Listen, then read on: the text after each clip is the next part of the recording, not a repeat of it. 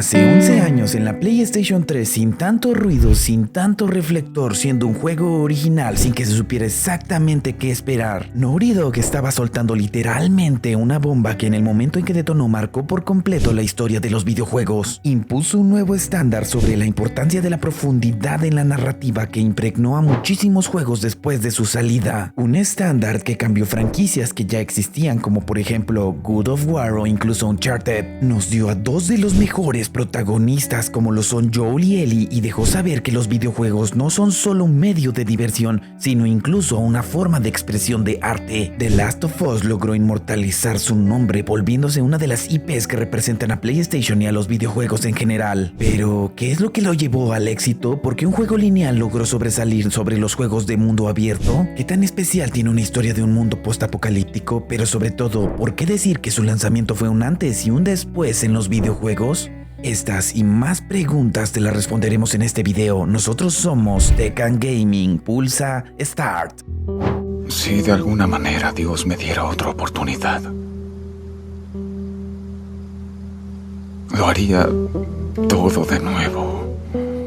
Naughty Dog hoy es una empresa perteneciente a las filas de PlayStation. Son quienes se encargaron de crear la franquicia de The Last of Us. Para quien no ubique sus primeros juegos, estamos hablando del estudio que desarrolló la primera trilogía de Crash Bandicoot. En PlayStation 2 también hizo a Jak and Daxter. Provenientes de crear juegos plataformeros de acción con temáticas menos serias y personajes no realistas, empezaron a decantarse en empezar a desarrollar cosas que tuvieran un mayor impacto. Iniciaron esta nueva meta con Uncharted, una historia de un ladrón cazatesoros con el que empezaron a trabajar una narrativa fuerte junto con una buena jugabilidad. Puedes ver un video en el canal que tenemos sobre la historia de Uncharted y cómo forjó su nombre en esta industria. Al ser su primer intento, no lograron hacerlo a la perfección. De hecho, tardó muchos años en que su historia madurara. Pero no por eso estos fueron malos juegos, todo lo contrario. En cada lanzamiento iban mejorando cada uno de los elementos que hoy definen cómo debe ser un juego basado en narrativa. Sin embargo, tras bambalinas de Uncharted, estaban cocinando su mejor obra que aprendía de la retroalimentación del público. En 2009, justo después del lanzamiento de Uncharted 2, Neil Druckmann empezó junto con su equipo el desarrollo de un juego postapocalíptico con lo que parecían ser zombies. En 2011 tuvimos el primer vistazo de The Last of Us y aunque sí nos dio un previo de lo que nos mostrarían, creo que genuinamente no estábamos preparados para recibir a este juego. El tráiler de 2012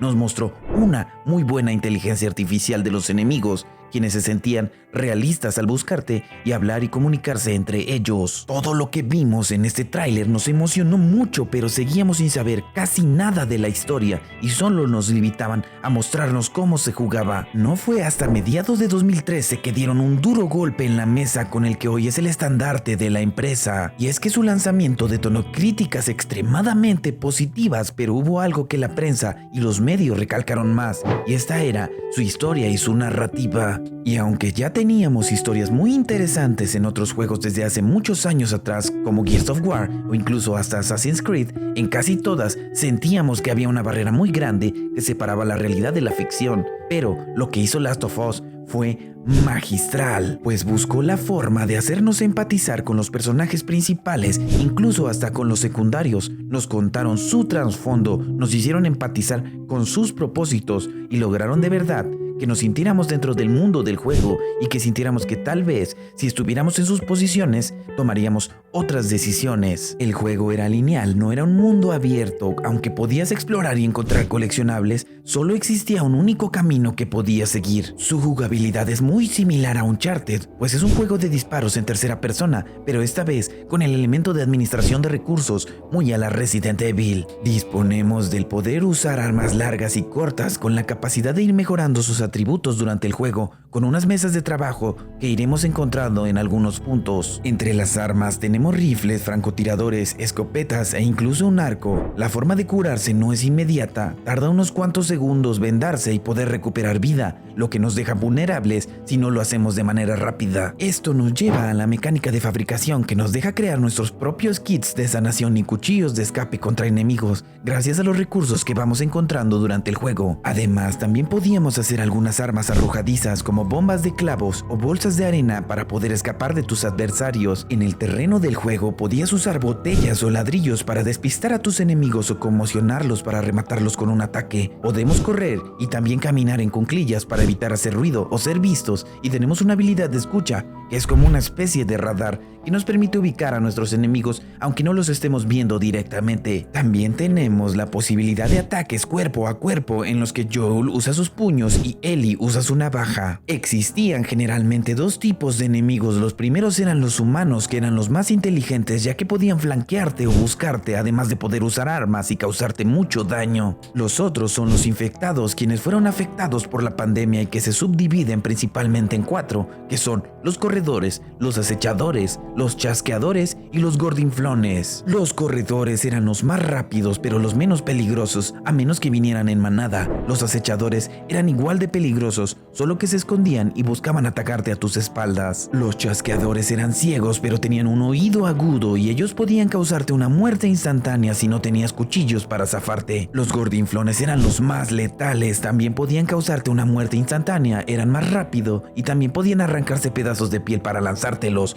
y dañarte con sus esporas. Aunque como tal no contábamos con jefes particulares, nos podían poner en situaciones que nos hacían sentir igual que una batalla contra un formidable enemigo, donde no podíamos escapar a menos que elimináramos a todos los enemigos. Con todo esto, ya se cumplía la parte jugable, pero esta franquicia se volvió una leyenda gracias a su historia y a su narrativa. Pasemos primero brevemente a su historia por si no lo jugaste, y si lo jugaste, no está de más que recuerdes los hechos que sucedieron en el juego. El juego comienza antes de los eventos de una terrible pandemia, presentándonos a Sarah Miller, hija de Joel Miller, uno de los protagonistas del juego. Muy poco tiempo después del inicio, Sarah despierta de noche y ve que su padre no se encuentra, por lo que baja a buscarlo.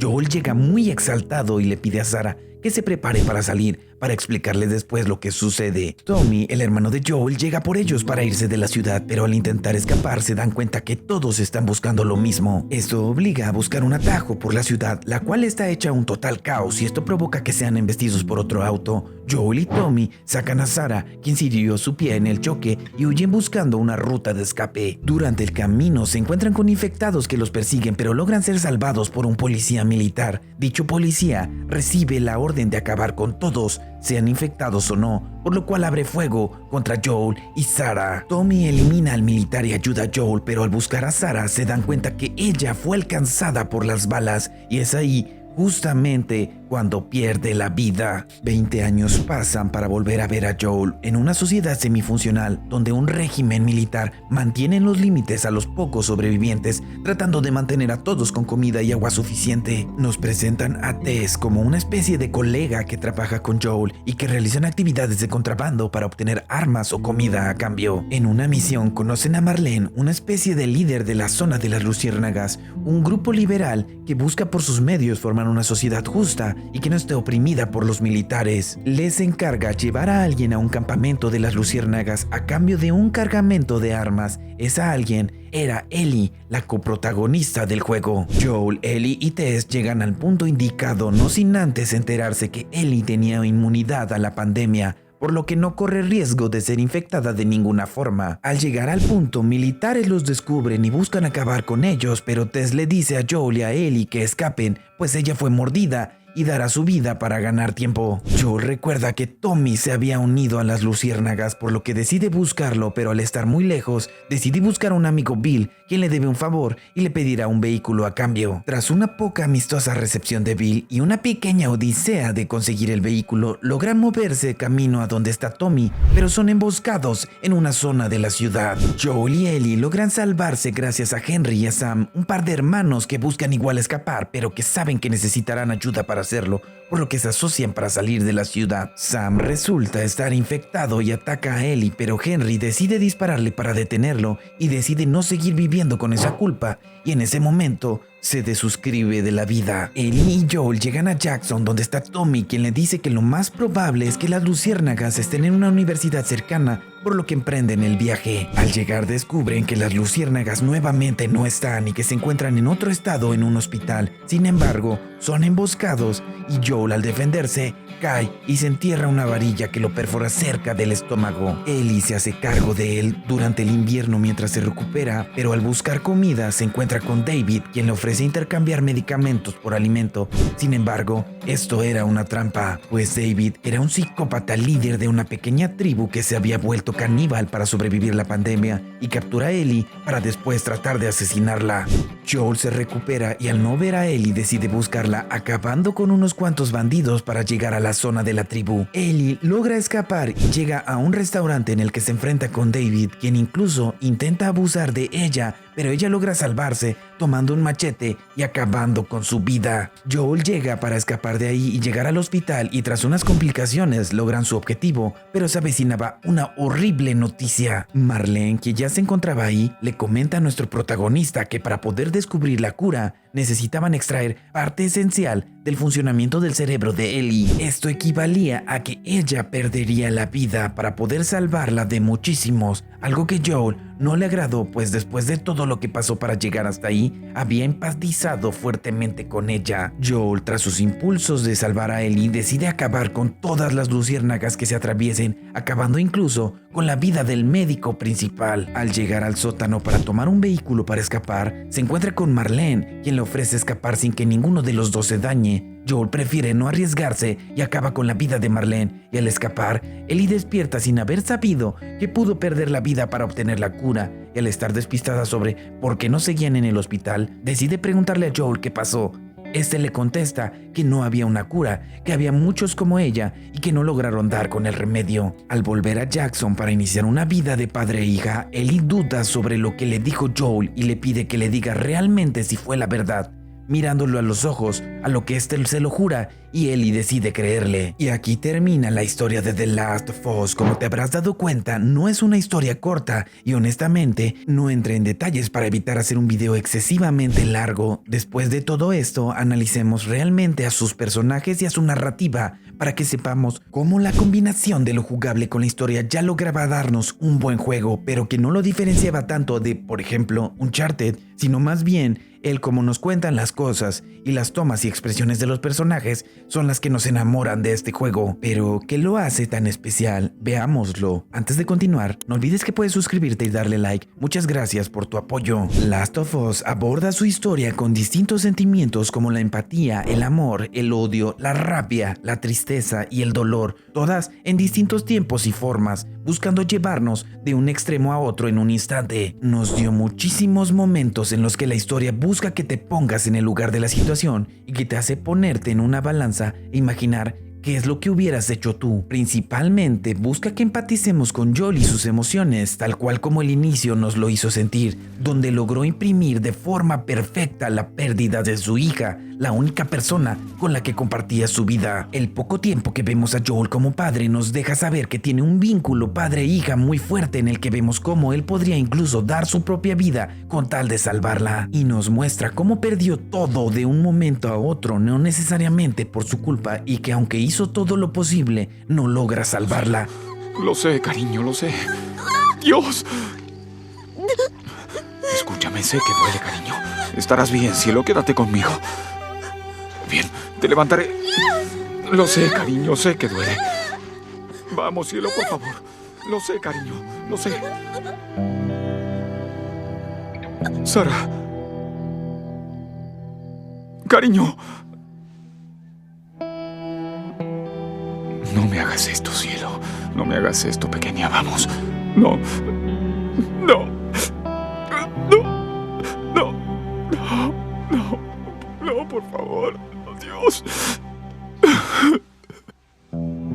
Por favor. Por favor. Por favor, no lo hagas. No, Dios.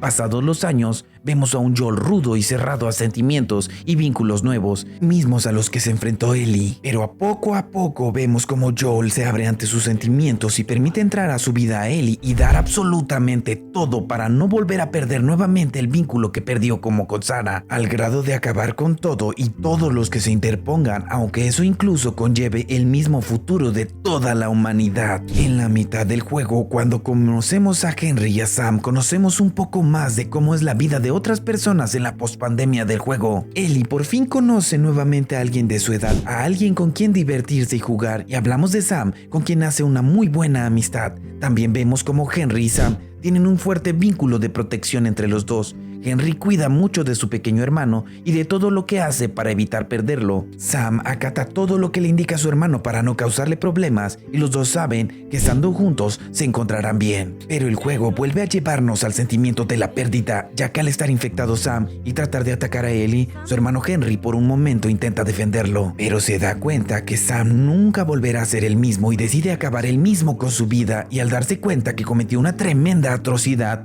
el de asesinar a su hermano, Henry acaba él mismo con su vida y dejándonos pensando ¿qué hubiéramos hecho ante tal situación? ¿Seguir viviendo sabiendo que asesinaste a tu hermano? ¡Mierda, está cambiando! ¡Es mi maldito hermano! ¡Al diablo! ¡Mierda! ¿Ellie? ¿Ellie, estás bien? Oh, por Dios. ¿Sam? Oh, no. ¿Sam? ¿Henry? Ellie, quédate ahí. ¡Henry! Henry, ¿qué has hecho? Voy a sacarte el arma, ¿de acuerdo? Sam, Oh, bien, tranquilo. es tu culpa. Nadie tiene la culpa, Henry. Es todo tu culpa. ¡Henry! ¡Henry, no! Oh, por Dios. Hay momentos de todo tipo y uno de los más fríos y repugnantes es el intento de abuso a Ellie por parte del caníbal David. Además de enseñarnos una sociedad que por supervivencia se decantó por el canibalismo, también nos muestra la parte más cruel de los actuales líderes de esa humanidad, mostrándonos que no necesariamente por guiar a otras personas puede ser una buena persona, y lo vemos al saber que David era un completo abusador y enfermo, y que antes de intentar matar a Ellie, pensó en aprovecharse de ella. Sin embargo, y por mucha fortuna, Ellie logró salvarse y nos muestra la rabia y desesperación que sienten las personas que lamentablemente han sufrido eso. Al atacar Ellie a David con un machete de forma extremadamente violenta, y como Joel llega para hacerla sentir segura, vemos como el vínculo entre los protagonistas se fortalece mucho.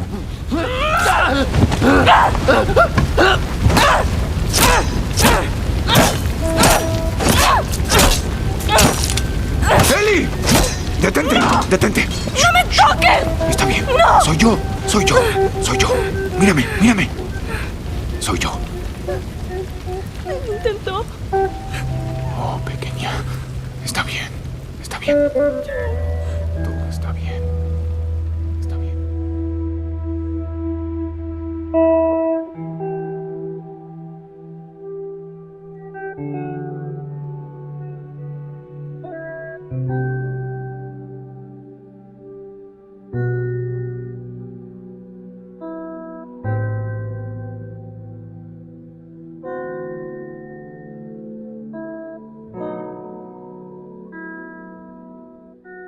Joel fue una persona que tenía cosas buenas y cosas malas, y que después de lo que vivió con su hija se volvió una persona extremadamente egoísta y que solo veía por su conveniencia. Una vez que se vincula con Ellie y se entera de que perdería su vida si fuera utilizada como experimento para conseguir una cura, Joel decide que no volverá a pasar lo mismo que con Sarah, y literalmente se vuelve loco asesinando a todos los que estén enfrente, incluso acabando con la vida de gente extremadamente inocente, como lo es el médico que llevaba la investigación con las luciérnagas. El médico y sus ayudantes solo hacían su trabajo y veían por el bien general, pero Joel no le importó y disparó a diestra y siniestra, todo por no perder a quien, sin darse cuenta, ayudó a volver a abrir su corazón.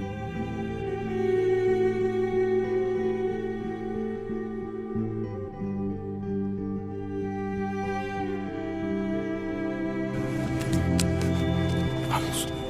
Te tengo.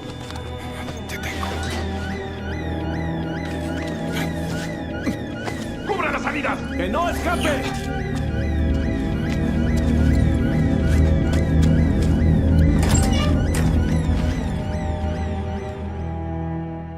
Tanto es su egoísmo que para que ella no se separe de él, decide mentirle sobre que ella no era la respuesta de la cura, y de esta forma Ellie decide vivir una vida de padre e hija en Jackson. ¿Qué es lo que hubieras hecho tú? ¿Hubieras buscado el bien general? Joel hizo lo correcto al no dejar que una pequeña niña tuviera que sacrificar su vida. Ella dijo... Solo hay que esperar. Podemos ser poéticas y perder la cordura juntas. Aún espero mi turno. Ellie. Su nombre era Riley y fue la primera en morir. Y luego Tess. Y luego Sam. Nada de eso fue tu culpa. Oh, no entiendes. Luché por mucho tiempo con la idea de sobrevivir. Y tú... No importa qué pase. Tienes que encontrar algo por qué luchar. Sé que no es lo que quieres escuchar ahora, pero Júramelo. Júrame que todo lo que dijiste de las luciérnagas es verdad. Lo juro.